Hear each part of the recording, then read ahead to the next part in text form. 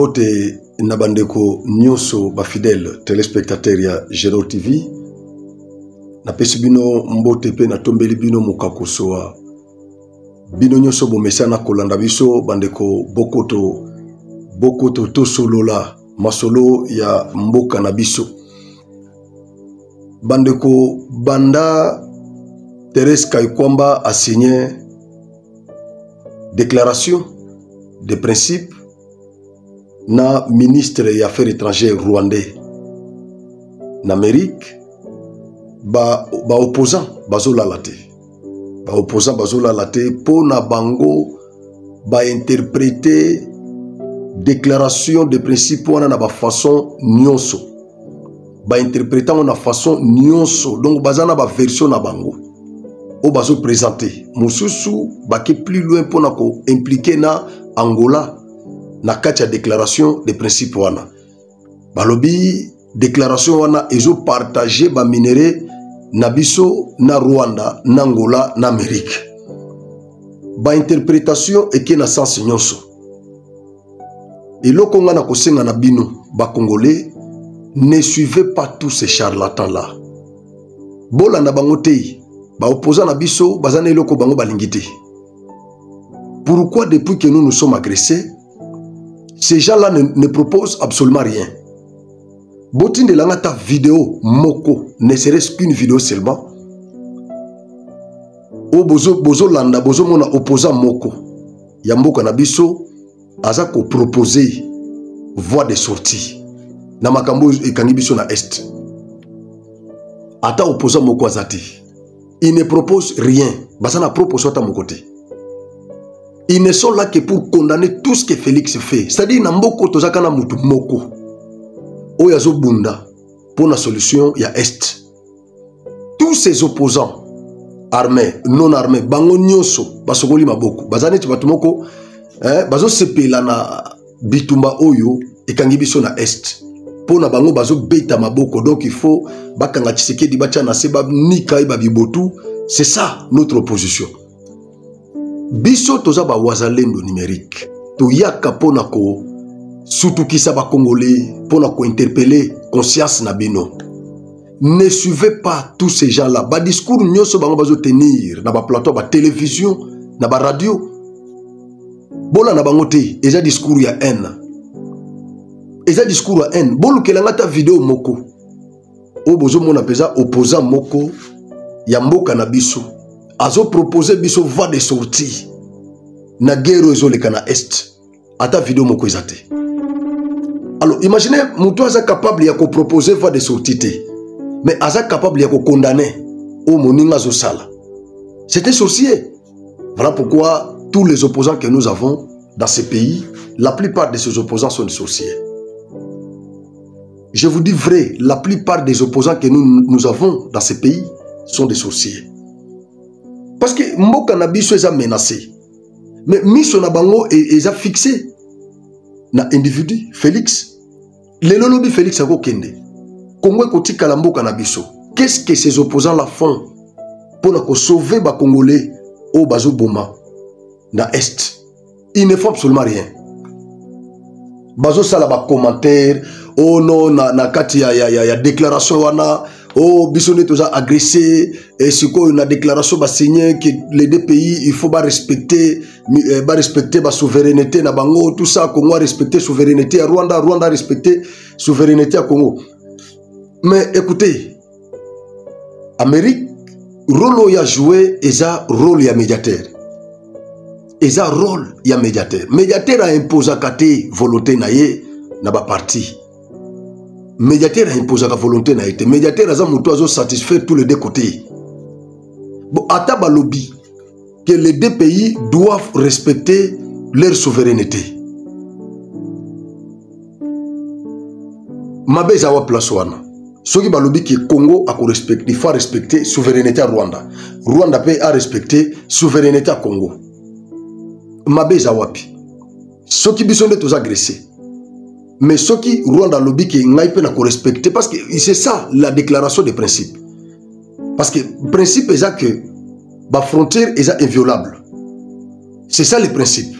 C'est-à-dire Rwanda il faut respecter la frontière à Congo. Congo peut, il faut respecter la frontière Angola. Il y a Rwanda. C'est ça le principe. Donc, inviolabilité des frontières. C'est ça le principe. Balobi, déclaration des principes. C'est-à-dire, c'est la déclaration de respect des principes. Le droit international condamne la violation de l'intégrité territoriale.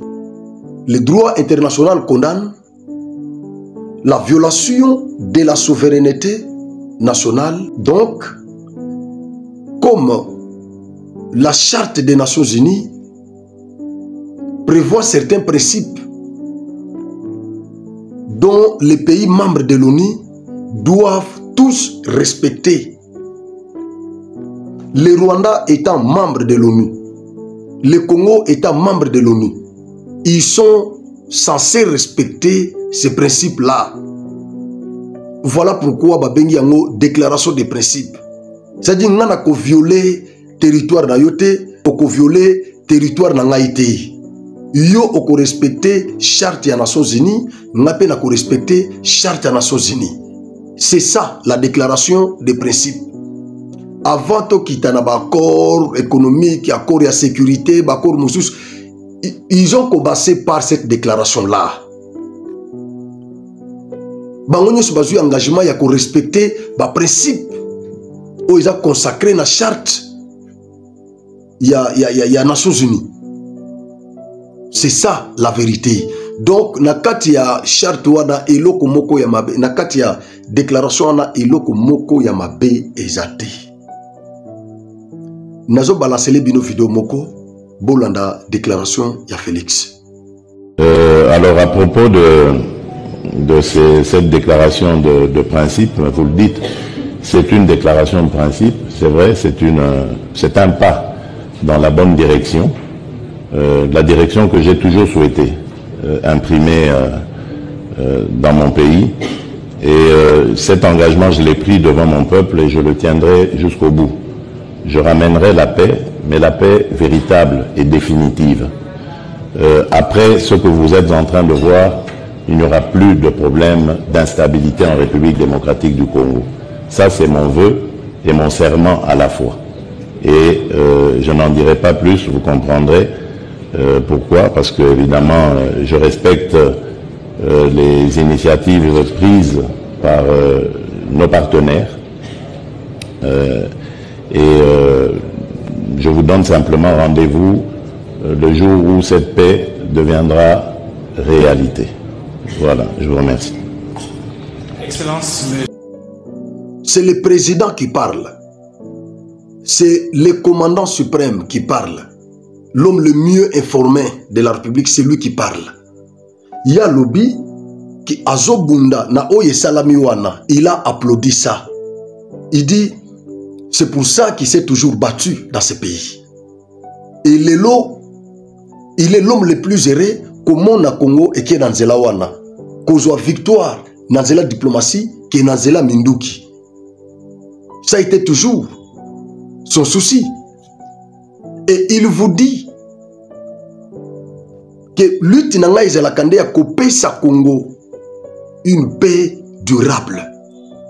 Et Zela Otozoui, et je promettre. C'est le président de la République qui vous dit ça. Alors, vous avez les charlatans, au bazana ba plateau ba télévision, au bayebi ni les tenants ni les aboutissants, il y a déclaration en athée. Mais bazana ba plateau, il y a ba télévision, bazo inventé ba notion na bango, ba théorie na bango, il y a le kuta. Et ba Congolais ya faible d'esprit, bazo ndima bango. Écoutez, déclaration de la guerre là, c'est pour l'intérêt de la République. Kakandengi Félix Alobi Moboui. C'est pour l'intérêt de la Félix Ayebi. Que Lokowana, c'est pour l'intérêt de la République.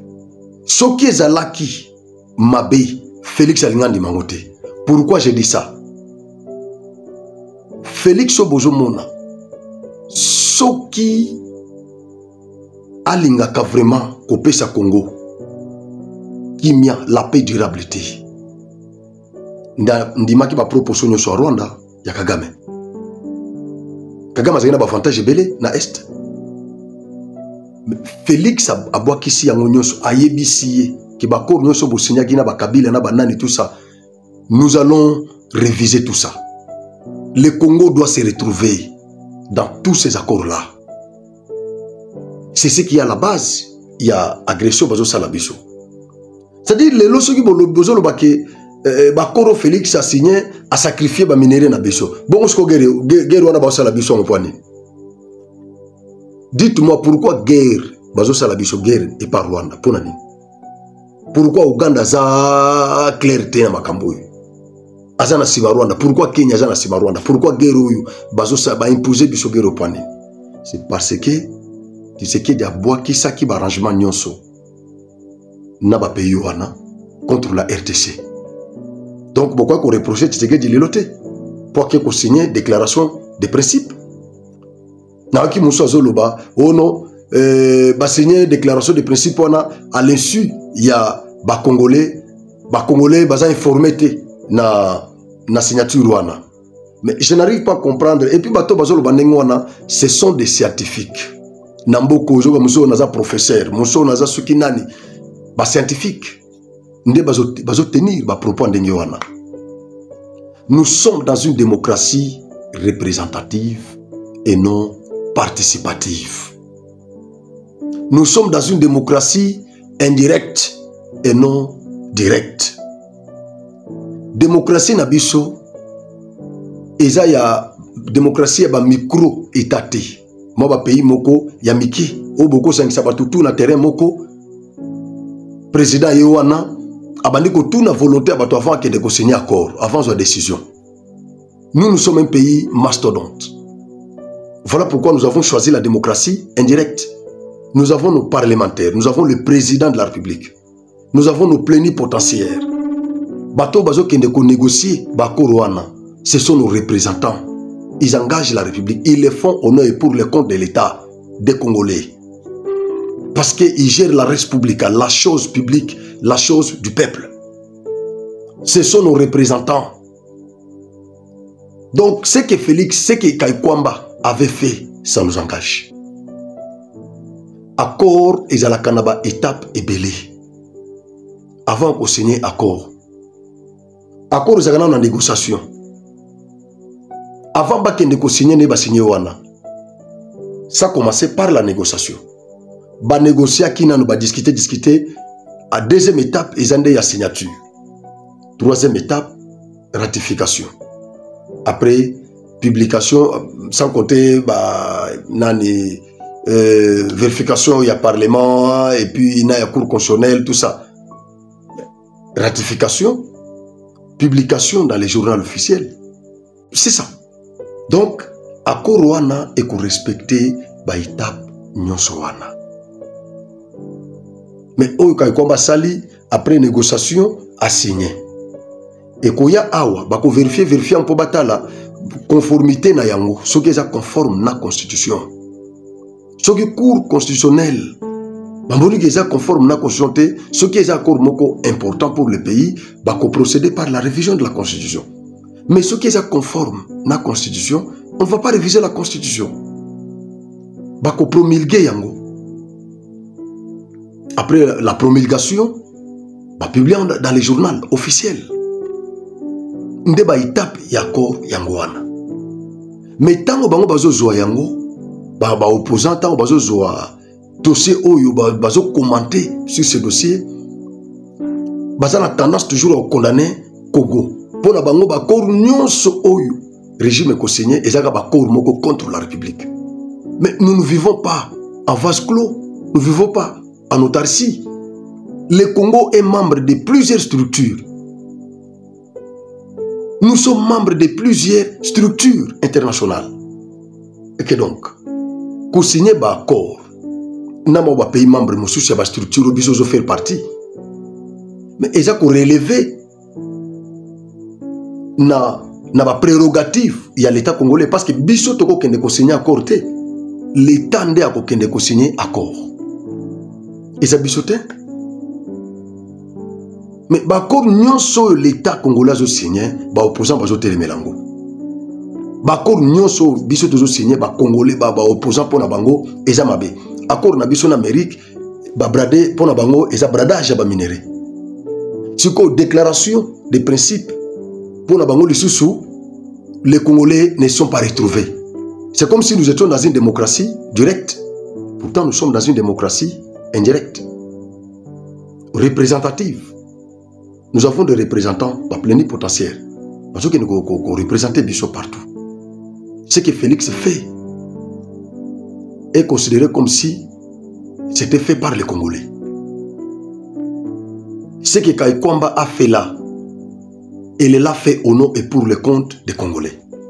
Donc ne suivez pas les charlatans, les aventuriers.